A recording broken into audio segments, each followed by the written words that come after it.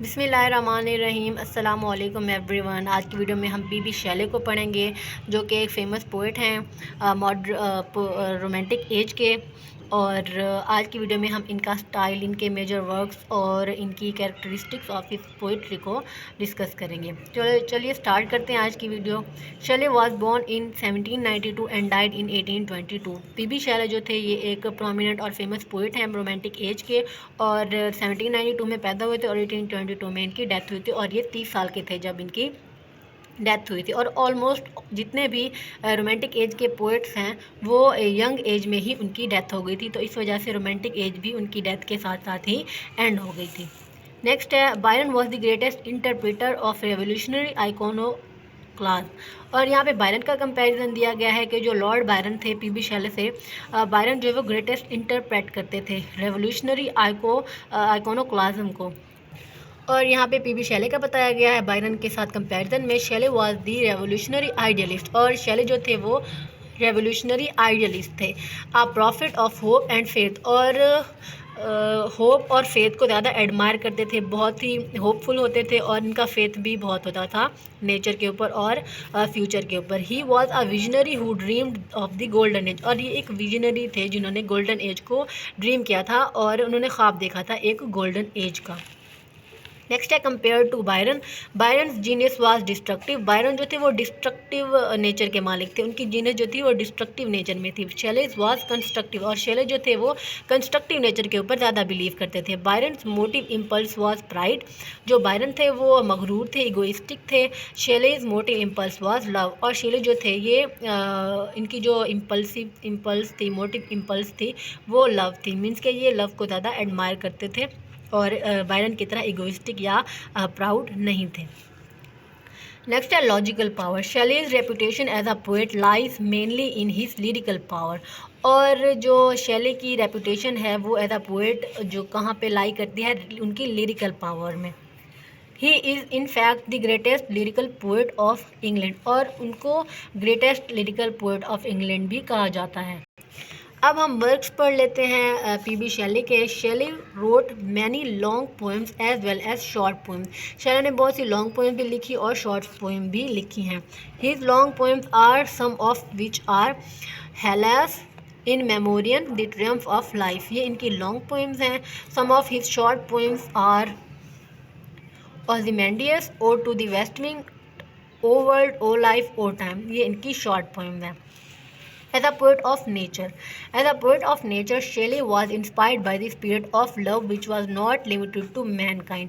और as a poet of nature अगर हम देखें शैली को, तो शैली जो थे वो स्पिरिट ऑफ लव से ज़्यादा इंस्पायर्ड थे, और लव पे ज़्यादा बिलीव करते थे, और जो कि मैनकाइंड में, लोगों में बहुत लिमिटेड पाया जाता है, but extended to every living creature. लेकिन ये जो लव है, स्पिरिट ऑफ लव है, ये हर लिविंग क्रिएचर में जो है वो पाया जाता है, लेकिन मैनकाइंड में बहुत लिमिटेड देखने को मिलता है। अब हम वर्ड्सवर्थ के साथ शैले का कंपैरिजन कर लेते हैं। Shelley is not content like Wordsworth merely to love and revere nature. Shelley जो है वो वर्ड्सवर्थ की तरह खुशहाल नहीं है सिर्फ नेचर को लव करना और नेचर को एडमायर करना। His very being is fused and blended with nature, लेकिन उनकी जो लाइफ है वो फ्यूज्ड और ब्लेंडेड है नेचर के साथ।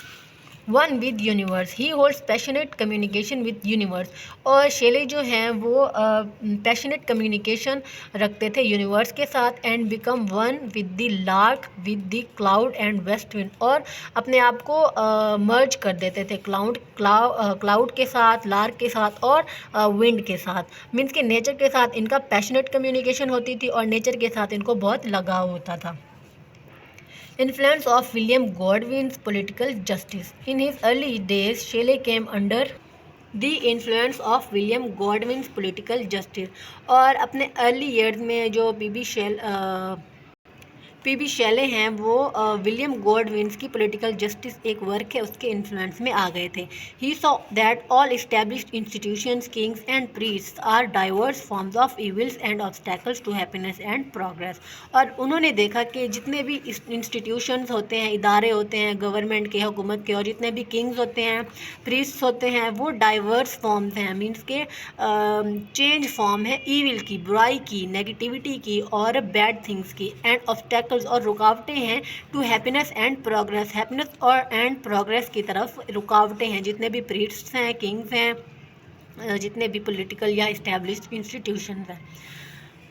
So he began to imagine the new world which would come into existence when all these forms of error and hatred had disappeared। तो उन्होंने इमेजिन करना शुरू कर दिया एक न्यू वर्ल्ड को जो कि एग्जिस्टेंस में लाई जा सकती है, बनाई जा सकती है, जब ये जितने भी एरर्स हैं, जितने भी ऑब्स्टैकल्स हैं, उनको हेट्रेड के और डिसअपॉइंटमेंट के, उनको अगर डिसअपेयर कर दिया जाए, ख़त्म कर दिया जाए, तब ही एक न्यू वर्ल्ड जो कि बहुत अच्छी होगी और जिसमें बुराई का नाम व निशान तक नहीं होगा, उस वर्ल्ड को हम एग्जिस्टेंस में ला सकते हैं। The essence of all his political works is the prophecy of the newborn age। और जितने भी इनके वर्क्स अगर हम देखें पॉलिटिकल वर्क्स पीबी शैले के, तो उसमें हमें एक न्यू बॉर्न एज की प्रोफेसी देखने को मिलती है, क्योंकि ये एक गोल्डन एज को एडमायर करते थे और एक विजनरी पोइट थे।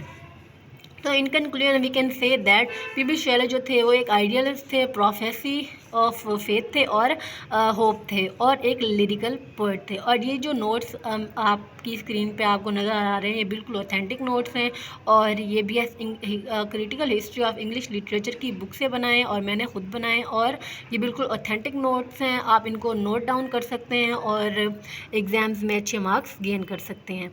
और कमेंट ज़रूर कीजिएगा, आपके कमेंट्स बहुत इंपॉर्टेंट होते हैं, इससे हमें पता चलता है कि हमारी जो वीडियो या हम जो भी कंटेंट प्रोवाइड कर रहे हैं उसमें मिस्टेक्स हैं, या अगर मिस्टेक आप हमें बता देते तो हम ताकि उसको इम्प्रूव कर सकें और अपनी वीडियो में इम्प्रूवमेंट ला सकें और आपको एक अच्छा कंटेंट प्रोवाइड कर सकें।